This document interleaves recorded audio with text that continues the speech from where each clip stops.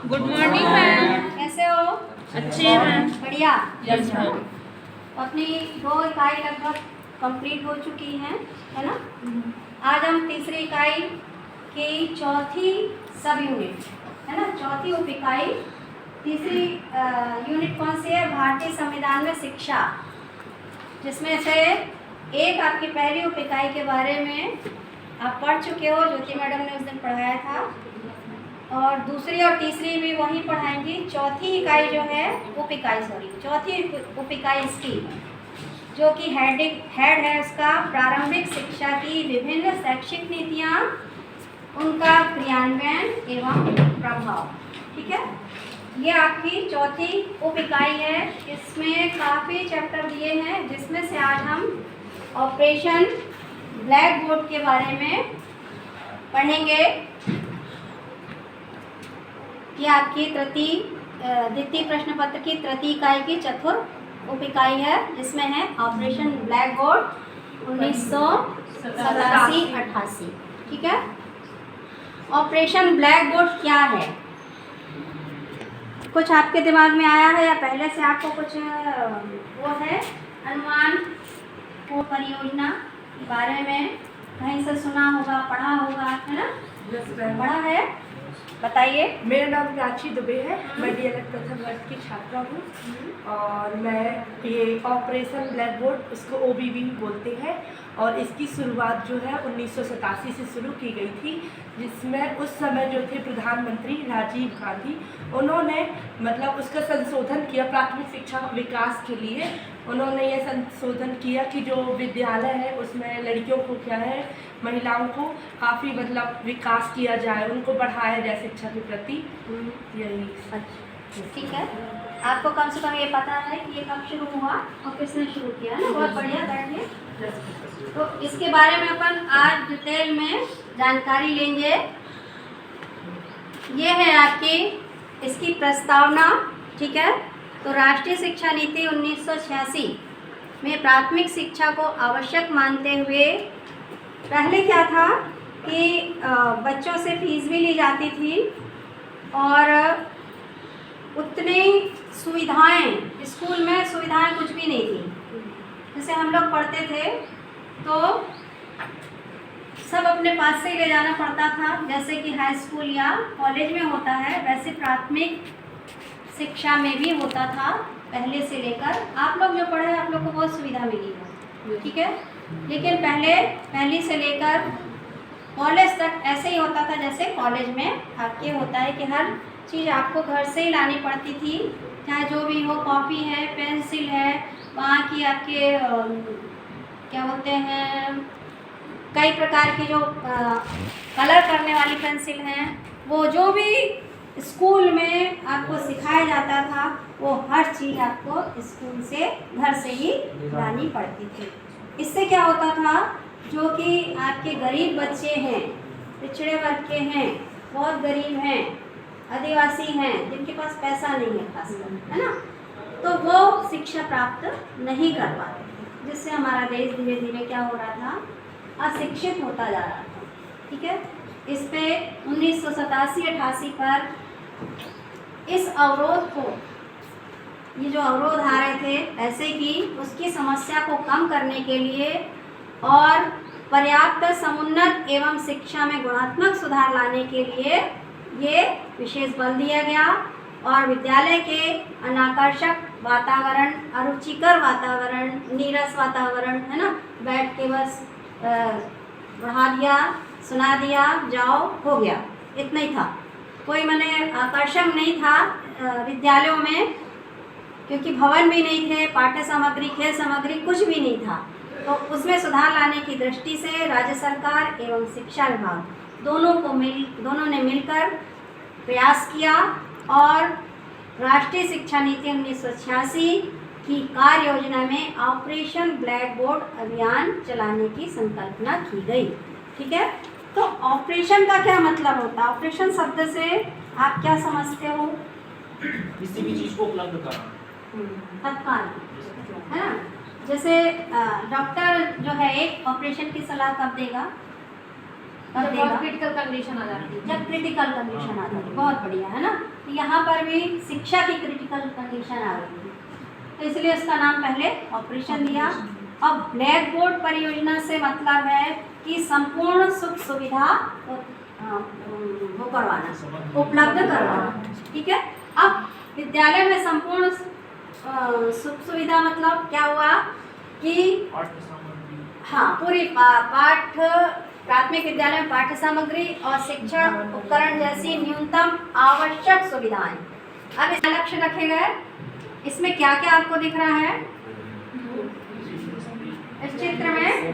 क्या क्या दिख रहा है आपको? ब्लैक बोर्ड दिख रहा है और नोटबुक दिख रही है और कीबोर्ड दिख रहा है, कुर्सी दिख रही है। इस टाइप का आपका ये इसको क्या बोलते हैं? स्टैंड बोर्ड दिख रहा है ना, क्योंकि क्लास में यदि ब्लैक बोर्ड बन गया तो वहीं बैठोगे, इसको हम कहीं भी उपयोग कर सकते हैं। तो इसमें कुछ चीज़ें दिखाई दे रही हैं आपको, तो ये सब पहले स्कूलों में नहीं था। ठीक है। तो ये एक परियोजना तैयार की गई जिसमें कि ये कुछ जो लक्ष्य रखे गए वो इस प्रकार से थे कि प्रत्येक विद्यालय में कम से कम 2 कमरे, बरामदा सहित भवन भी हो। ठीक है। शिक्षण उपकरण हो, कक्षा शिक्षण सामग्री हो, खेल सामग्री हो, खिलौने हो। छोटे बच्चों के लिए खिलौने बहुत ज़रूरी होते हैं ताकि उनका ध्यान आपकी ओर बना रहे। प्राथमिक विज्ञान किट, लघु औजार किट, 2-in-1 ऑडियो उपकरण, पुस्तकालय के लिए पुस्तकें, विद्यालय के लिए घंटी, चौक, झाड़ू, कूड़ादान, ये सब कुछ भी नहीं था, है ना। तो ये ऑपरेशन ब्लैक बोर्ड के तहत ही ये कुछ आवश्यक वस्तुएं बताई गई। वाद्य यंत्र, ढोलक, तबला, मंजीरा, हारमोनियम, श्यामपट्ट, फर्नीचर। शिक्षक के लिए आकस्मिक व्यय के लिए धन, अचानक कहीं ज़रूरत पड़ गई, कागज़ तक के लिए पैसा नहीं मिलता था। कुछ लिखना है, कुछ बच्चों को कागज़ के माध्यम से बना के बताना है, तो वो भी नहीं था। तो आकस्मिक व्यय भी आप थोड़ा बहुत उनको मिलना चाहिए। प्रसाधन, लड़कियों के लिए अलग अलग, है ना, शौचालय और पेयजल व्यवस्था।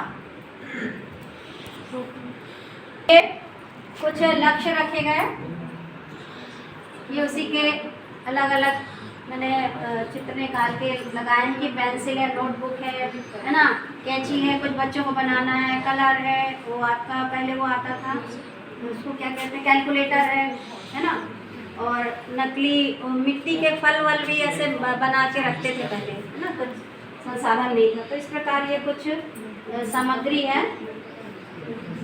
इसके बाद कुछ संशोधन हुए कि अभी भी यानी पर्याप्त हमारे पास जो चीज़ें हैं वो नहीं हैं, तो उसके लिए 1992 में इस योजना का क्रियान्वयन किया गया और उसका मूल्यांकन किया गया कि हम और अच्छी शिक्षा कैसे दे सकते हैं। तो पहला जो है वर्तमान ऑपरेशन ब्लैक बोर्ड योजना को, वर्तमान मतलब जो 1987-88 में लागू की गई और 4-5 साल उसका क्रियान्वयन किया, फिर मूल्यांकन किया। तो ये कहीं कहीं थी, इसलिए जितने भी बच्चे विद्यालय बचे हैं माने ट्राइबल के भी हैं, ये स्टेट बोर्ड के अलग रहते हैं, कुछ ट्राइबल के रहते हैं, तो अनुसूचित जनजाति और जाति के जो विद्यालय हैं वहाँ पर भी इस योजना को लागू किया जाए। नामांकित बच्चों के आधार पर जहाँ आवश्यक हो उन प्राथमिक विद्यालय में, पहले क्या था 2 कमरे और 2 बरामदे, एक बरामदा हो, एक शिक्षक हो कम से कम, है ना। तो बच्चे जब पढ़ने लगे तो फिर क्या किया गया कि भाई कम से कम 3 विषय लिए गए। 3 विषय जरूरी है प्राथमिक में, ये उस समय उन्होंने सोचा। कौन कौन से विषय प्राथमिक में है आप लोग को पता है? अभी कौन कौन से विषय में? अभी तो 4 पर्यावरण है, भाषा है, 3 नहीं है, भाषा है। भाषा में दोनों आ जाते हैं, हिंदी और इंग्लिश, है ना। और आपका एक विज्ञान, विज्ञान में गणित आ जाता है, क्योंकि गणित और विज्ञान दोनों एक ही, विज्ञान ही चलता है ये सब। तो भाषा, पर्यावरण और आपका विज्ञान। तो उसके लिए कम से कम आपको 3 शिक्षक भी जरूरी हैं और 3 कक्ष भी जरूरी हैं। उच्च प्राथमिक विद्यालय, उच्च प्राथमिक मतलब 6वीं से 8वीं तक की, उसमें भी ऑपरेशन ब्लैक बोर्ड योजना का विस्तार कर दिया जाए। और वर्ष 1992 में यह संशोधन हुआ, 1993-94 में इस योजना को उच्च प्राथमिक कक्षाओं तक बढ़ाया गया। ठीक है,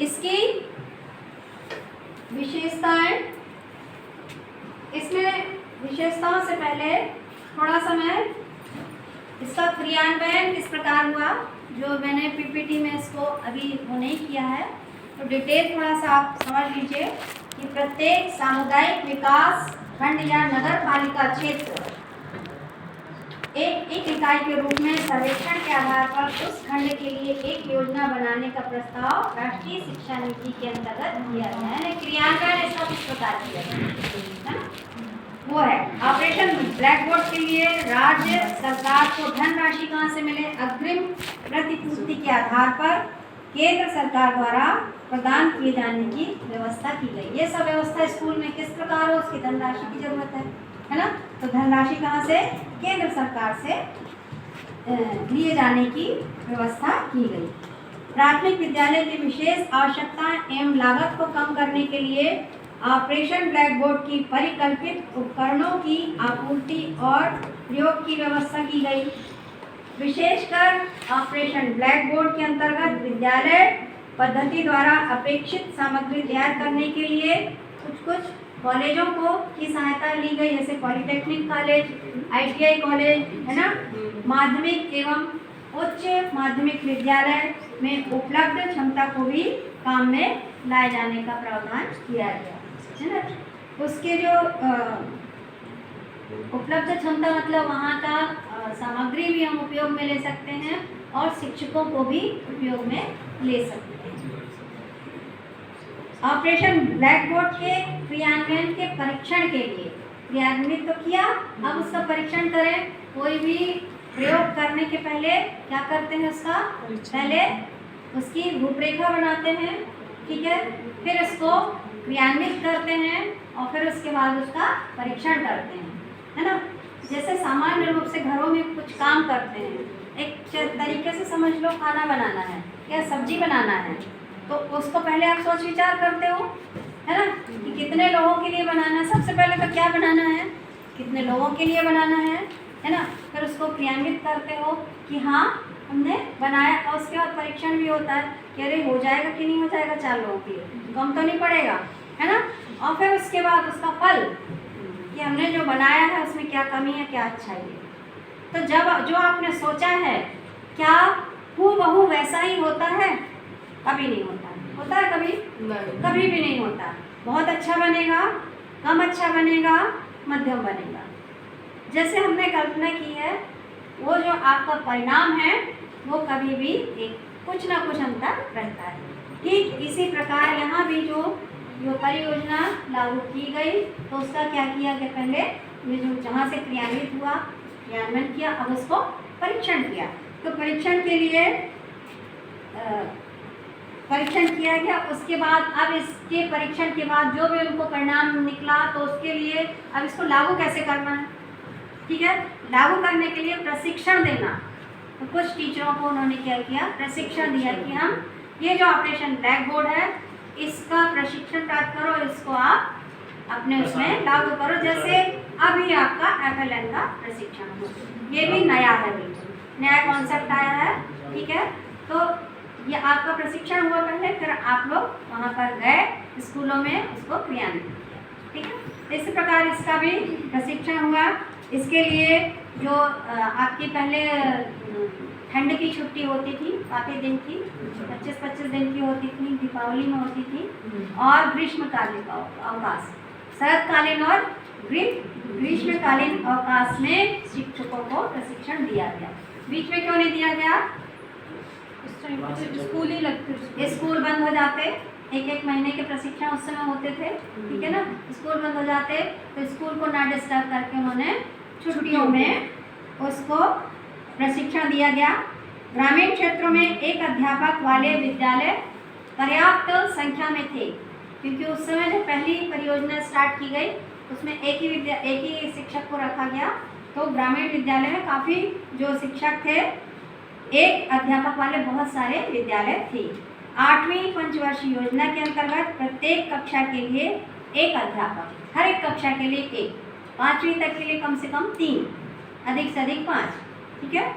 तो विस्तृत कार्यक्रम तैयार किया गया और प्रत्येक विद्यालय में 2 अध्यापकों में से एक महिला हो, क्योंकि बच्चियों को भी उसमें शामिल किया गया, तो इसलिए एक महिला भी जरूरी है उस विद्यालय में।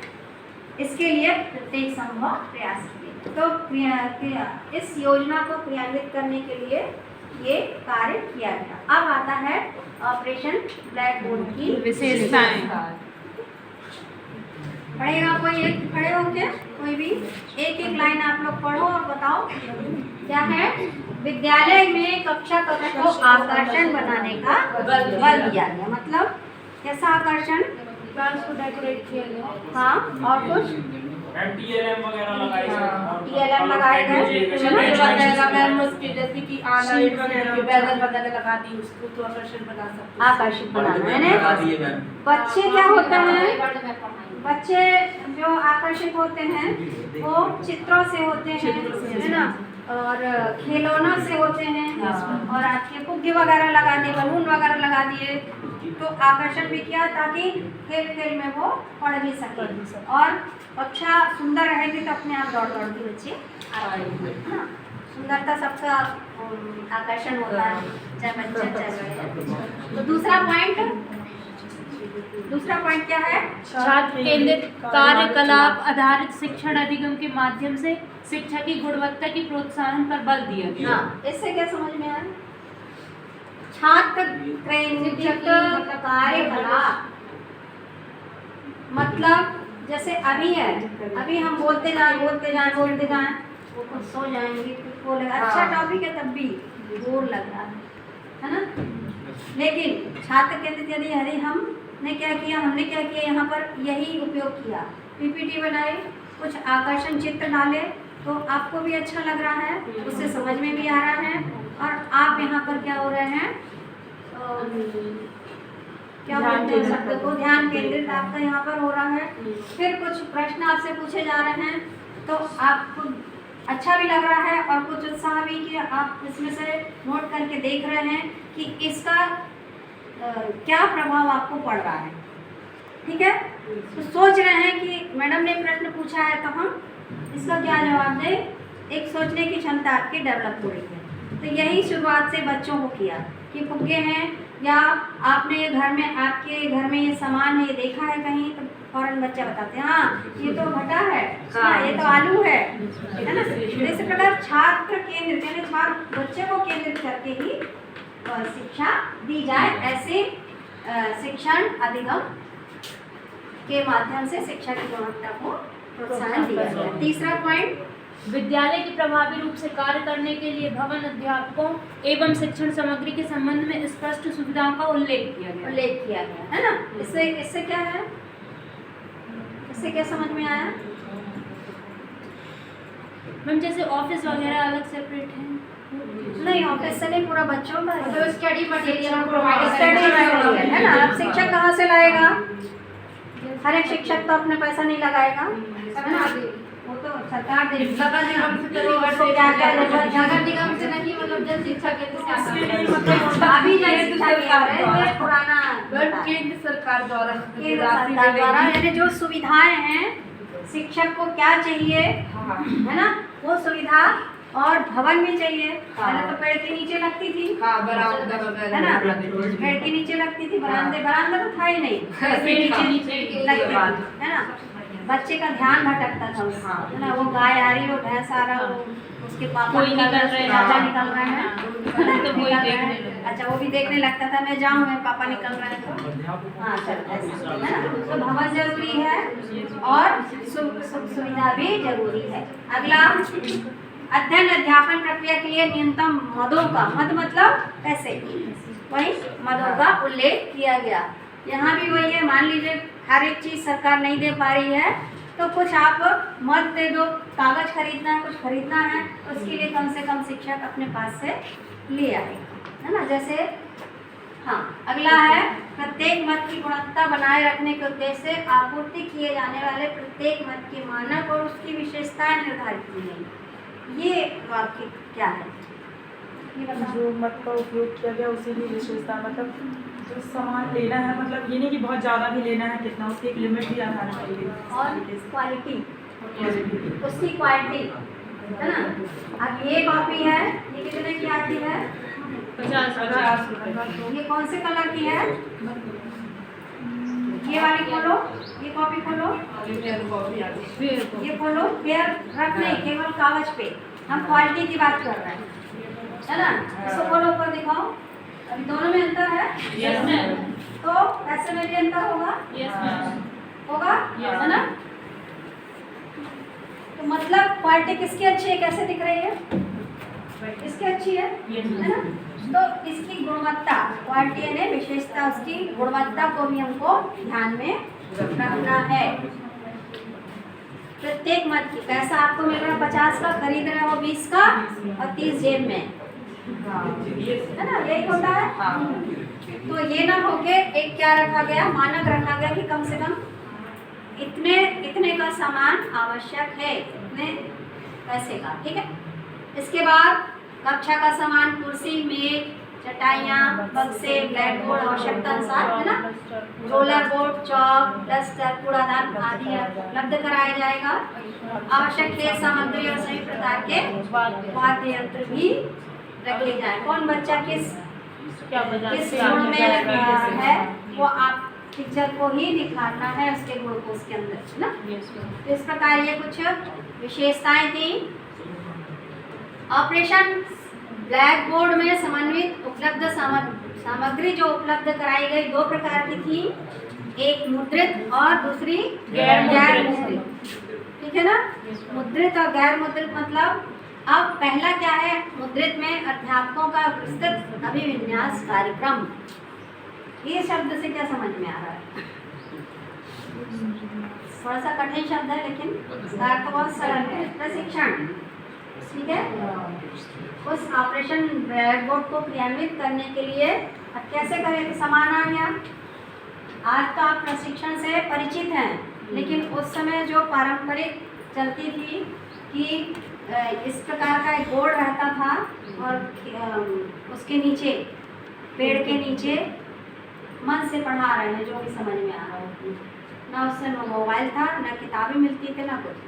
तो जो उनका पूर्व ज्ञान था, जो शिक्षक का पूर्व ज्ञान खुद का था, उससे पढ़ा रहे थे, है ना। तो प्रॉपर रूप से जब सामान आ गया तो हम लोग भी हिचकिचा जाते हैं, क्योंकि जब हम लोग आए थे FLN क्या है, ये क्या है, हम लोग खुद ही नहीं समझ पाए थे, है ना, क्या है। फिर कुछ पूछा, किसी ने कुछ बताया, किसी ने कुछ बताया, जिसको बनता है उतना डिटेल नहीं बताया क्या है सड़ा। इसके बाद फिर हमने एक एक उसका वीडियो देखा कि अभी आपके पास सुविधा है क्या है, तब समझ में आया अच्छा ये है ना।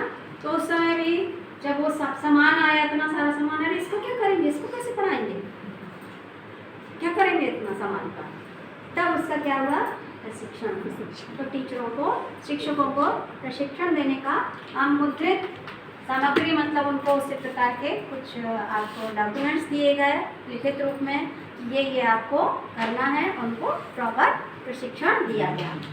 बोधात्मक पैकेज खंड, कुछ प्रश्न भी दिए गए उनको कि जब आपको प्रशिक्षण देने के बाद कुछ प्रश्न दिए गए ताकि वो सोचे कि इस प्रकार आपको करना है। और तीसरा है क्रियाशील पैकेज खंड, है ना, 2 क्रियाशील में फिर आप उसको क्या करो, वहाँ पर करके देखो कि होता है कि कुछ इस प्रकार के डॉक्यूमेंट्स दिए गए। तो ये हो गया आपका मुद्रित सामग्री जो आपको लिखित रूप में उनको दी गई। और जो गैर मुद्रित हैं वो सब आप कई बार इसको अपन पढ़ भी चुके हैं, खेल खिलौने, ब्लॉक्स, पहेलियाँ, टाइल्स। अभी आपने FLN में देखा कितने प्रकार के ब्लॉक्स भी रखे थे, है ना, और जो गणित के जो है टूल्स हैं वो भी रखे थे, है ना। और क्या रखे थे, गिनती 1 2 3 3 4 इतने बड़े बड़े उसके बॉक्स बने थे, वो रखे थे। इस प्रकार कुछ पहेलियों के रूप में उन्होंने दिया खेल के लिए कूदने की रस्सी, रबड़ की गेंदें, टेनिस की गेंदें, थ्रो बॉल, फुटबॉल, ठीक है, हवा भरने का पंप, प्राथमिक विज्ञान किट, लघु औजार किट, ये सब अपन अभी पूरा पढ़ चुके हैं पहले भी। तो ये सब 2 प्रकार के लिए बांट दिया गया कि मुद्रित सामग्री कौन सी थी और गैर मुद्रित सामग्री कौन सी इस योजना के तहत उपलब्ध कराई गई। ठीक है, ये है आप पूरा था आपका ऑपरेशन ब्लैक बोर्ड के बारे में। ठीक है, इसके कुछ प्रश्न हैं जो इसी पीपीटी से संबंधित है पूरा, कि ऑपरेशन ब्लैक बोर्ड परियोजना क्या है, ऑपरेशन ब्लैक बोर्ड योजना के अंतर्गत क्या क्या लक्ष्य रखे गए, 1992 में इसके क्रियान्वयन के लिए क्या संशोधन किए गए, इसकी विशेषताएं क्या हैं, और ऑपरेशन ब्लैक बोर्ड में समन्वित उपलब्ध सामग्री क्या है, कौन सी। ठीक है, तो ये यहाँ पर आपका तो 3 या 4 या 5 नंबर के भी आता है, तो आप आराम से इसके डिटेल तो लिख सकते हैं। क्या समझते हो इस कोटेशन से?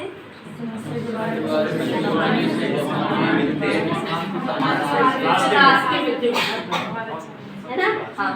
यदि हम समस्या के बारे में सोचेंगे, बहाने मिलेंगे, गर्मी है, धूप है, हम कैसे आए? हाँ जी, बात हुई। हाँ, है ना? हमको आना है तो समाधान निकल आएगा, पढ़ना है तो समाधान निकल आएगा। ठीक है ना? इस प्रकार का आपको हर कोटेशन में हर पीपीटी में आपको एक कोटेशन मिलेगा। ठीक, चलिए, बहुत बहुत धन्यवाद आपका।